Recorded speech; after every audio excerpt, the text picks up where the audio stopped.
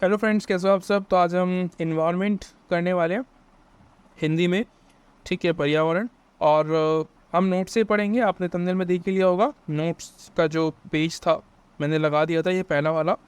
तो आज हम इन्वायरमेंट के बारे में कुछ लगभग 3 पेज हैं आज, ठीक है, ये पढ़ेंगे। और अगर रिस्पॉन्स अच्छा रहा आप लोगों का तो वीडियोस आने भी वाली है, और ठीक है, ऐसे ही आएगी। अगर आप हिंदी मीडियम से हो, ठीक है, अगर इंग्लिश मीडियम से हो तब भी आप देख सकते हो अंडरस्टैंडिंग के लिए। और इजी लैंग्वेज है, आप समझ जाएंगे इसको, फिर इंग्लिश में ट्रांसलेट कर लेना, ठीक है, इजीली हो जाता है। अब तो इंग्लिश में ट्रांसलेटर भी है बहुत सारे, उससे आप कर पाओगे। सबसे पहले हमारा जो पर्यावरण है उसका अर्थ हमें समझना बहुत इंपॉर्टेंट है यहाँ पे। तो मैंने जो अर्थ लिखा है इसका ये है, किसी जीव के चारों ओर के आवरण जिसमें वह अंतक्रिया करता है उसको जो है पर्यावरण कहते हैं, ठीक है। अब आवरण मतलब आवरण मतलब इन्वायरमेंट भी होता है, ठीक है। इन्वायरमेंट बेसिकली जो आपके आसपास है, ठीक है। और कहने का मतलब, जैसे कि हम लोग रहते हैं तो हमारे अगर आसपास का इन्वायरमेंट अच्छा है तो हमें पढ़ने में मज़ा आएगा, ठीक है, शांति रहती है और कोई डिस्टर्बेंस नहीं होती। एक अकेले कमरे में बैठ के आप पढ़ रहे हो तो आपको डिस्टर्बेंस नहीं होगी वहाँ पे, तो आपका इन्वायरमेंट अच्छा बनेगा, राइट। अगर उस इन्वायरमेंट में लाइट चली जाए तो फिर आपको पढ़ने में दिक्कत आएगी, गर्मी होगी तो और ज़्यादा दिक्कत आएगी, ठीक है। तो ये है, अगर ठंडियों में भी जा रही है तो जो है लाइट वगैरह की दिक्कत हो जाती है, फिर आपको दिखाई नहीं देगा इजीली। तो ये है, ठीक है, ये इन्वायरमेंट आपको हर जगह मिलेगा, ये ही इन्वायरमेंट होता है हमारा। यानी कि इन्वायरमेंट आपका कैसे भी हो सकता है, एक एक मनुष्य का इन्वायरमेंट हो सकता है और एक जानवर का भी इन्वायरमेंट हो सकता है, ठीक है। जानवर का मतलब, अब देखो, जैसे कि कोई शेर है, किसी पर्टिकुलर राज्य में रहता है, किसी पर्टिकुलर क्षेत्र में रहता है, ठीक है। अब कोई अफ्रीका का कोई जानवर है, हमारे यहाँ पे लाके उसको रख रहे हैं, ठीक है, इसे लेके आते हैं यहाँ पे पालने के लिए कि भाई जू में हमारे यहाँ पे उसको जो है रखते हैं। बहुत बार आप देखते हो कि वो जानवर मर जाते हैं, क्योंकि वहाँ का इन्वायरमेंट अलग था, वो उस इन्वायरमेंट के अकॉर्डिंग बड़ा हुआ है, पला है, बड़ा है। लेकिन यहाँ का इन्वायरमेंट उसके हिसाब से नहीं है, ठीक है। तो कंडीशन है उसके हिसाब से नहीं है, तो ये क्या है, आवरण वहाँ का अच्छा नहीं है। यानी कि जो पर्यावरण है वो हमारा इन्वायरमेंट जो है वो है हमारे आसपास की चीज़ें, ठीक है, जिससे हमें दुख भी होता है और सुख भी मिलता है। दो तरीके के आवरण आपको यहाँ पे मिलते हैं, ठीक है, इन्वायरमेंट के अंदर। अब आवरण को मैंने और एक्सप्लेन किया है यहाँ पे, ये और भी चलेगा आगे, ठीक है। आवरण का जो है अभी बहुत लंबा टॉपिक चलेगा, ये मैंने आपको इंट्रोडक्शन के लिए बताया है कि ये आवरण का मतलब क्या होता है। आवरण बेसिकली 2 प्रकार के यहाँ पे बताए गए हैं। पहला आवरण होता है जैविक घटक, ठीक है, बायोटिक जो है कंपोनेंट आपने सुना होगा ना। एक तो होता है बायोटिक यानी कि जैविक घटक, दूसरा होता है अबायोटिक, ठीक है, कंपोनेंट्स यानी कि अजैविक घटक हिंदी में बोलते हैं। जैविक घटक के अंदर यानी कि जो जीवित है, ठीक है, जिनके अंदर जान है, जो कि जो अपना खाना बनाते हैं, राइट, जैसे कि पेड़ पौधे हैं, जीव जंतु है, ये जीवित है, ठीक है, इनको हम बोलते हैं जैविक घटक। लेकिन जो अजैविक है उनको हम क्या बोलेंगे कि भाई सूर्य एक अजैविक चीज़ है, यानी कि वो खुद का खाना नहीं बनाती, ठीक है, वो जीवित नहीं है। और जैसे कि वायु है, जल है, मिट्टी है, पोषक तत्व है, ये क्या है, अजैविक के अंदर आते हैं, ठीक है। ये अजैविक है। चलना फिरने का मतलब ये अजैविक नहीं होता या जैविक नहीं होता। चलना फिरना एक अलग चीज़ है, लेकिन जिसमें जान है, ठीक है, जैसे कि पेड़ है तो पेड़ में जान होती है, क्योंकि वो छोटे से बड़ा होता है, अपना खाना बनाता है, ठीक है, फल बनाता है, हर साल जो भी है उसमें से फल निकलते हैं, फूल निकलते हैं, तो वो क्या है, जीवित है, बड़ा भी हो रहा है, उसमें से फल भी आ रहे हैं, किसमें से नहीं आते हैं, तो वो जीविक के अंदर आता है, ठीक है, वो जीवित है, बड़े हैं, वो उनके अंदर जान है, कहने का मतलब ये है। उसके बाद यहाँ पे कुछ आपको परिभाषाएं मिलेंगी, जैसे कि फ्रेंच के अंदर एक परिभाषा है इन्वायरमेंट की, जो कि इसका शब्द एक इन्वायरनर, ठीक है, इन्वायरमेर करके जो एक शब्द है, यहाँ से आया है इन्वायरमेंट, ठीक है। इसका अर्थ होता है घिरा हुआ, यानी कि जो कि चारों तरफ से घिरा हुआ है आपका जो इन्वायरमेंट है ना, आप रह नहीं सकते बिना इन्वायरमेंट के। मतलब आपके चारों तरफ कुछ ना कुछ होगा, हवा भी होगी, पानी भी होगा, जल खाना पीने की जगह होगी, ठीक है। आप सांस कैसे लोगे अगर आपके आसपास में हवा नहीं है तो, ठीक है। यानी कि ये भी इन्वायरमेंट है, जहाँ पे भी हवा है, जल है, जीव है, मिट्टी है, ये सब इन्वायरमेंट है, ठीक है। सूर्य इन्वायरमेंट है। सिर्फ पेड़ पौधे ही लेते हैं हम लोग इन्वायरमेंट के अंदर, लेकिन इन्वायरमेंट का मतलब बहुत बड़ा होता है, राइट। उसके अलावा कह रहा है कि जीव के चारों ओर का भाग या आवरण को मतलब हम क्या कहते हैं, इन्वायरमर कहते हैं। इसका इन्वायरमेंट का और मतलब मैंने यहाँ पे नीचे बता रखा है, ठीक है।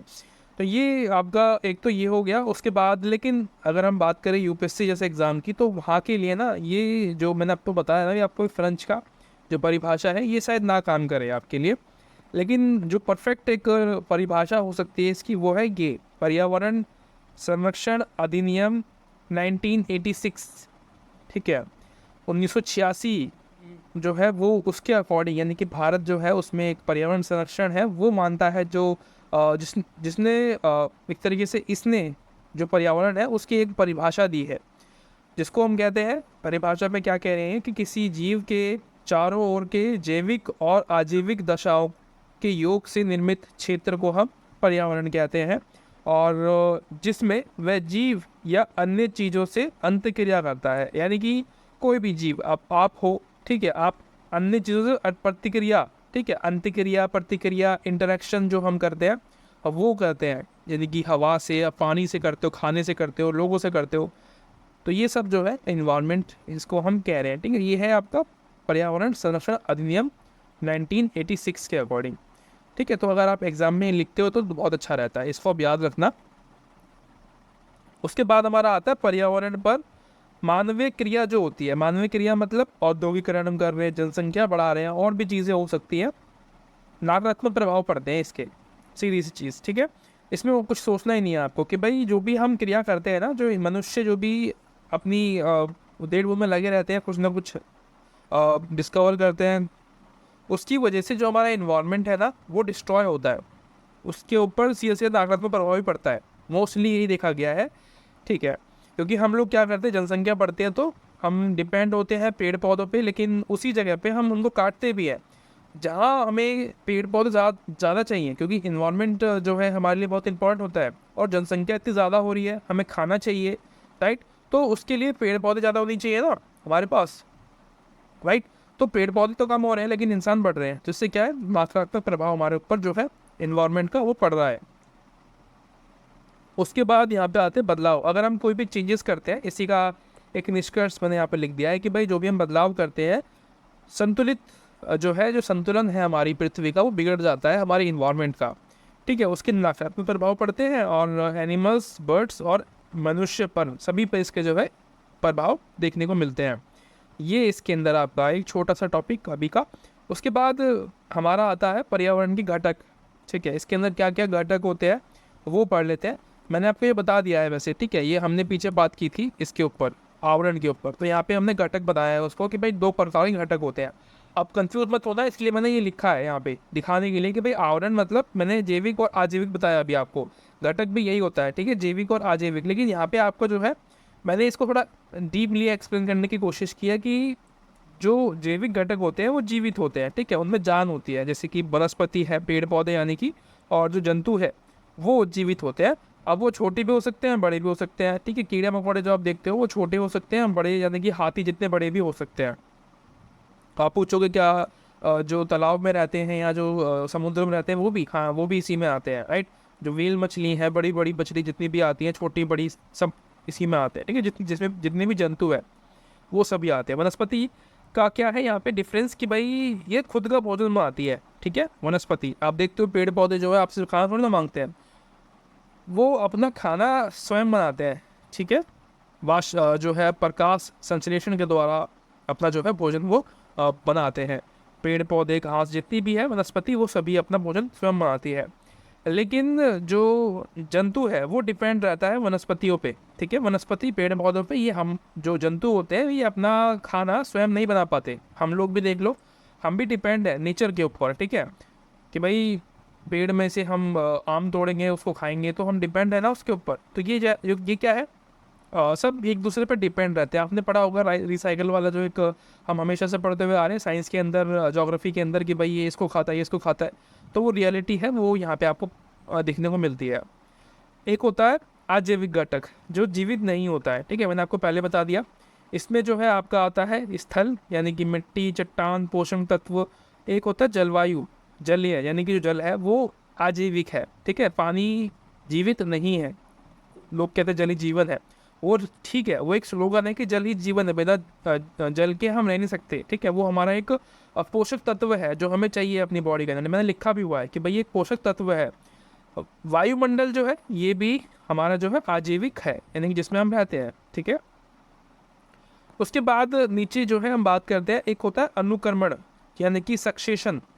इसको बेसिकली मैंने यहाँ पर डिफाइन किया है, कह रहे हैं कि पौधे की विकास की जो अवस्था होती है उसको हम अनुकर्मण कहते हैं, ठीक है, इंग्लिश में सक्सेशन कहते हैं। अब ये क्या है, मैंने एक ग्राफ सा बनाया है, जैसे कि सीरा है, क्रमक है, क्लाइमेक्स यानी कि चरम अवस्था। ये क्या है, अब जब हम बात करते हैं कि भाई मनुष्य का जन्म जो है कब हुआ, लेकिन हम उससे पहले बात करते हैं पेड़ पौधों की, क्योंकि पेड़ पौधे सबसे पहले आए हैं, ठीक है। इस इन्वायरमेंट में, इस पृथ्वी पे सबसे पहला जो जन्म हुआ है वो पेड़ पौधों का हुआ है, ठीक है। उसके बाद हम लोग आए हैं, क्योंकि हम उस पर डिपेंड थे पूरी तरीके से। बिना उनके जानवर या कोई भी इंसान, कोई भी जीवित वस्तु एग्जिस्ट ही नहीं कर पाती, ठीक है, क्योंकि हम लोग डिपेंड होंगे किसी न किसी के ऊपर। लेकिन पेड़ पौधे बिल्कुल भी डिपेंड नहीं रहते। उसी में यहाँ पे जो है ये सीरा क्या है, बेसिकली एक दौर, यानी कि जब हम आपने पढ़ा होगा ज्योग्राफी के अंदर कि लावा फटते थे पहले काफ़ी, जब इंसानियत नहीं थी दुनिया में, जब कोई भी जीवित वस्तु नहीं थी, कहने का मतलब ये है। तो जब धरती बनी शुरू में, क्योंकि बहुत गर्म थी, अब चट्टानें थी सब जगह, ठीक है, चट्टानें थी, तो अब धीरे करके वो चट्टानें टूटी होंगी, है ना। फिर उनमें से पेड़ पौधे निकले शुरू हुए, छोटे छोटे से जो घास के रूप में है जैसे भी, तो उसको हम बोलते हैं सीरा, ठीक है। उसके बाद सेकंड दौर आया, जब हम बात करी कर्मक, यानी कि उससे ऊपर थोड़े से और बड़े हुए। लेकिन उसके बाद जब एक लास्ट स्टेज की बात करते हैं, यानी कि जो अभी का स्टेज है वो कहते हैं क्लाइमेक्स, यानी कि जो पेड़ पौधे हैं अपनी चरम सीमा पर है, ठीक है, चरम अवस्था पर है। इसमें कि बहुत ही बड़े बड़े पेड़ पौधे आपको देखने को मिलते हैं, और ये सबसे ज़्यादा लॉन्ग लास्टिक होते हैं, ठीक है, सबसे ज़्यादा जीने वाले हैं, क्योंकि ये मिट्टी में पैदा होते हैं, ना कि पत्थरों पे जो है वो टूट जाते हैं बाद में, राइट। तो ये मिट्टी के जो होते हैं, इनको पानी भी अच्छा मिल पाता है, और ये ज़्यादा बड़े हो जाते हैं और लॉन्ग लास्टिंग रहते हैं, और ये चरम सीमा जो है इनको कह सकते हैं आप, ठीक है। तो ये एक ग्राफ है आपको समझाने के लिए कि कैसे कैसे पेड़ पौधे जो है, एक हिस्ट्री मैंने आपको यहाँ पे बताई है अभी। और ये क्या है, ये बेसिकली जितने भी मैंने यहाँ पे लिखे हुए हैं, ये है हाइड्रोफाइट, ठीक है, मेसोफाइट और एक्सरोफाइट, लिथोफाइट। ये बेसिकली क्या है, ये ऐसे पौधे हैं जो जल वाले क्षेत्र में होते हैं, ठीक है। जो हाइड्रोफाइट टाइप के जो पौधे होते हैं वो जल वाले क्षेत्र में होते हैं, जहाँ पे ज़्यादा जल देखने को मिलता है, जैसे कि नदी है, तालाब है, समुद्र है, यहाँ के आसपास आपको ये देखने को मिलते हैं। इनको बहुत ज़्यादा पानी चाहिए होता है, जैसे कि नारियल का पेड़ जो होता है ना, उसको पानी चाहिए होता है बहुत ज़्यादा, तो वो ऐसी जगह पे होता ही नहीं है। एक होता है मेसोफाइट, ये जो सामान्य नमी होती है ना, नॉर्मल जो हाइड्रेशन जो होता है वहाँ पे ये आपको देखने को मिलते हैं, ठीक है।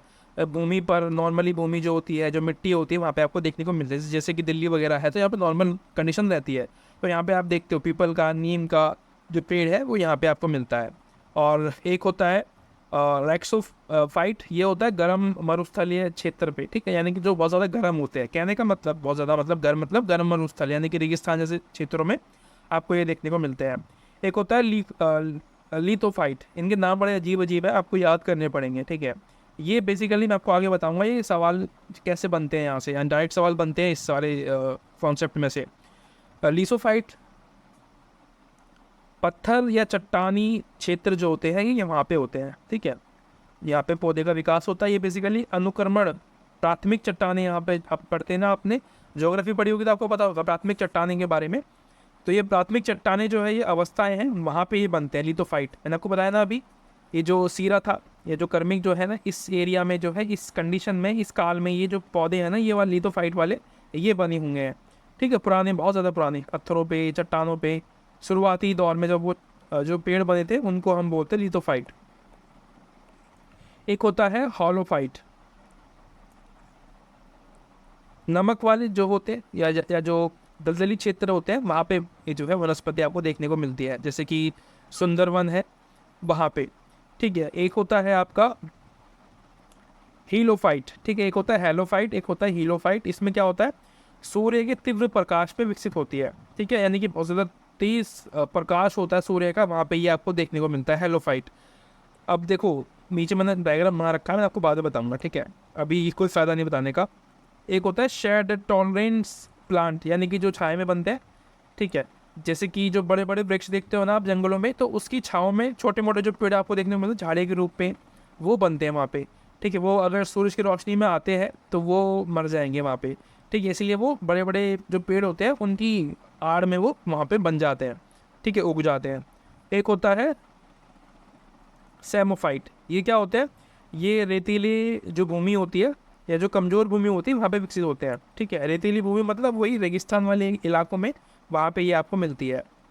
अब इनको समझाने का टाइम आ गया है लास्ट में। जैसे कि ये आप देख रहे हो, ये पृथ्वी है, ठीक है, पूरी पृथ्वी है। हमें ये पता है कि भाई ये जो बीच वाली लाइन होती है ये होती है आपकी कौन सी, इक्वेटर, ठीक है, इसको हम हिंदी में बोलते हैं भूमध्य रेखा, मैंने लिख भी रखा है। दूसरी होती है ट्रॉपिकल, जो ऊपर वाली होती है, ठीक है, तो ट्रॉपिकल कैंसर होती है यानी कि कर्क रेखा। और तीसरी जो नीचे वाली होती है ये होती है मकर रेखा, ठीक है।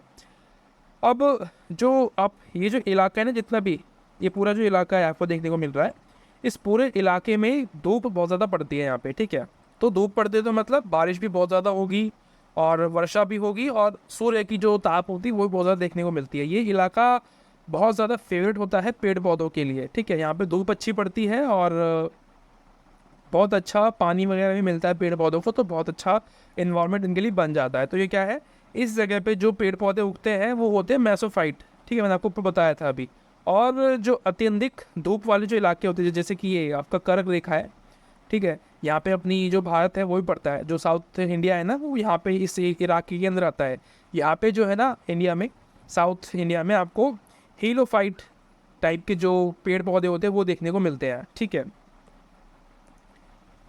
तो मैंने यहाँ पे लिखा है कि ये जो बेस्ट इन्वायरमेंट होता है इन पौधों के लिए, एनिमल्स के लिए और जो भी लिविंग थिंग्स होती है उनके लिए यहाँ पे, ठीक है, ये जो इन्वायरमेंट होता है सबसे बेस्ट होता है।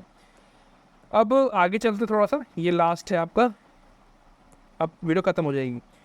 विश्व बेसिकली यहाँ पे क्या है कि भाई बढ़ती जनसंख्या है, नगरीकरण है, औद्योगिकरण है, परिवहन है, संचार है, फूड हैबिट जो है हमारी, उन सभी के कारण जो है उत्पाद का अनुपात घट रहा है।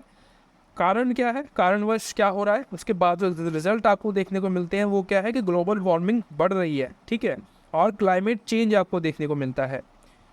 ये जो है ना आपका, हमारे जो हमने जो काम किया है ना उसकी देन है ये सब, ठीक है। क्लाइमेट चेंज, ग्लोबल वार्मिंग का बढ़ना, ये सब, ये सभी चीज़ें एक दूसरे से जुड़ी हुई होती है, ठीक है। अगर समझना चाहें हम लोग इसको तो बहुत ज़्यादा क्लोज जो है आपको देखने को मिलते हैं एक दूसरे के।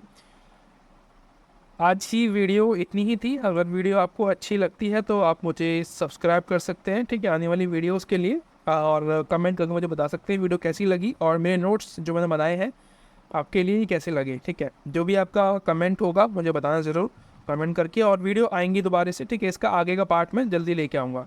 मिलते हैं अगली वीडियो में, तब तक के लिए thank you so much, bye bye.